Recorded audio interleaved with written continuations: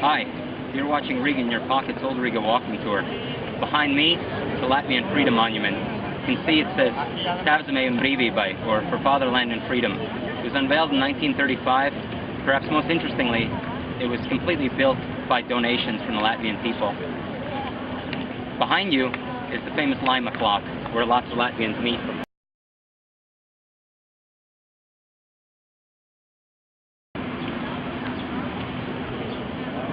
But right now, we're going to head over to Bastion Hill.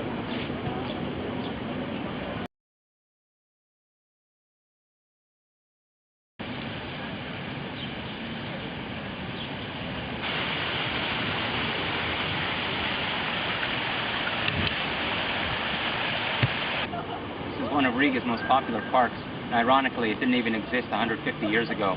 It's a completely man-made hill, but it's got great views of the surrounding city.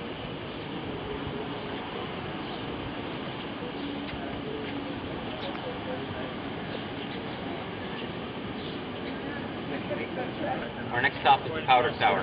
You can see right behind me. We're now officially in Old Riga.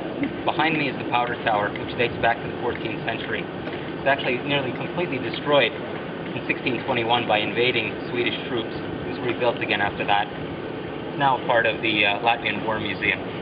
Behind that is the Jacobs Barracks, our next stop on the tour. We're now on Torņiela, or Tower Street. On one side, we have one of the last remaining fragments of Riga's old city walls. On the other side, we have Jākab Kazarms, or Jacob's Barracks, that used to house, well, barracks for armies. It's now basically home to cafes, souvenir shops, and even a residence, one of, I believe it's America's ambassador to Latvia. Across the street from the Jākab Kazarms is the Swedish Gate. When Riga became a part of the Swedish Empire in the 17th century, it was the largest city in the Swedish Empire, larger than Stockholm. And the Swedes in 1698, they built this gate to commemorate their victory. Let's take a walk through.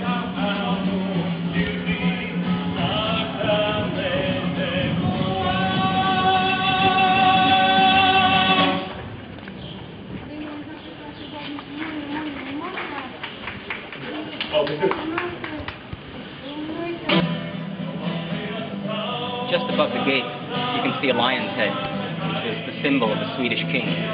Right next to the gate, in medieval times, the Riga executioner once lived there. And every morning, on the day of an execution, he would put out a red rose on the windowsill to let people know that someone was going to lose their head.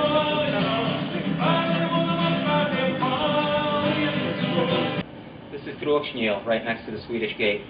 It's one of Riga's most picturesque streets, and it's the easiest way to get to the Latvian Parliament.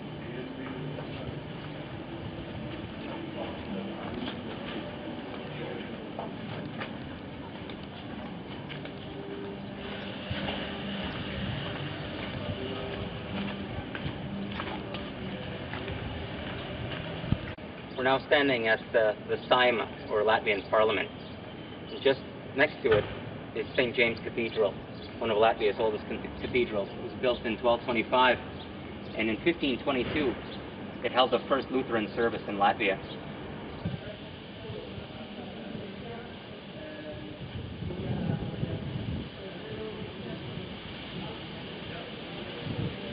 We've now reached the Three Brothers, or Trīs brāļi, which you can see in the background. They're Riga's three oldest residential buildings. The oldest one, which you can see, the white one, dates back to the 15th century. Let's take a closer look.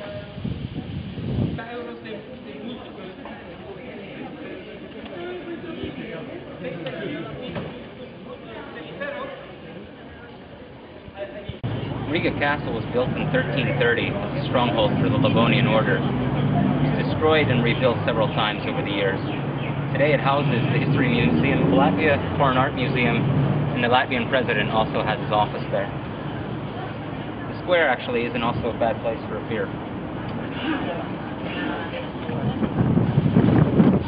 The Cathedral Square is the very heart of Old Riga. We have in the background a radio house from the 1930s, beer gardens, plenty of people walking by, and of course, Riga Cathedral, the largest house of worship in the Baltics.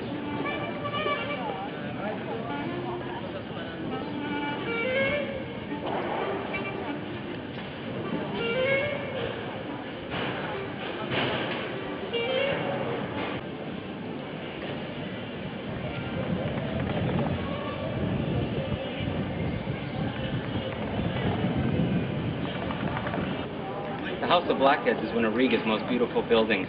It was built in 1344 as a guild hall for unmarried merchants.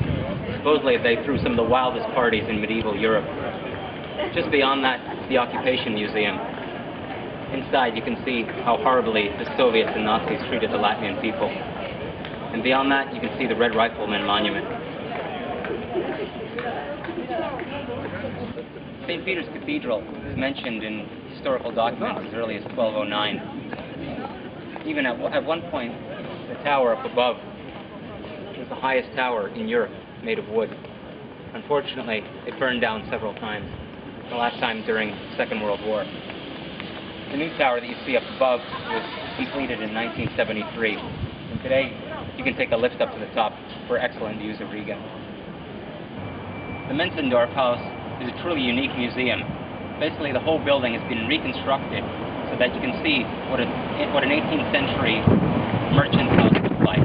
They have original wall frescoes, you can see period furniture, everything. It looks just like it did back in the 18th century.